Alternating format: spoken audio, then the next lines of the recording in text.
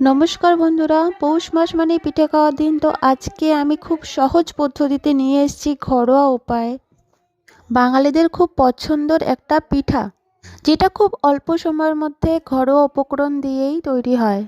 তো চলুন শুরু করা যাক। আমার কাছে মেজারমেন্ট কাপ নেই, তো এর জন্য আমি বাটিতে করেই নিয়েছি।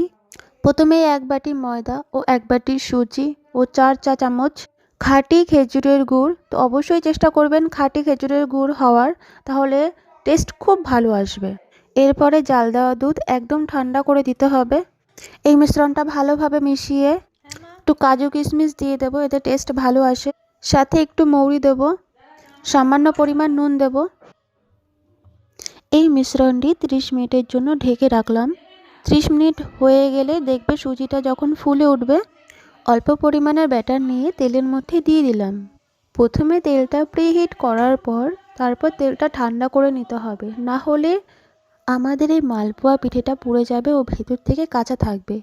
তো ফ্রেন্ড, এটা খেয়াল রাখবেন, যখনই পিঠে করবেন তখনই লো টু মিডিয়াম আঁচেই করবেন, যাতে পিঠেটা খুব নরম সফট হয় ও পুড়ে না যায়। এতে টেস্টটাও খুব ভালো আসে। অনেক জায়গা আছে, তার জন্য আমি এখানে আরও দুটো ব্যাটার দিয়ে দেব, তো একসাথে হয়ে যাবে, তো তাড়াতাড়ি হবে। দেখুন বন্ধুরা, কত সুন্দর ফুলে উঠেছে। ভিডিওটা কেমন লাগলো আপনারা অবশ্যই জানাবেন।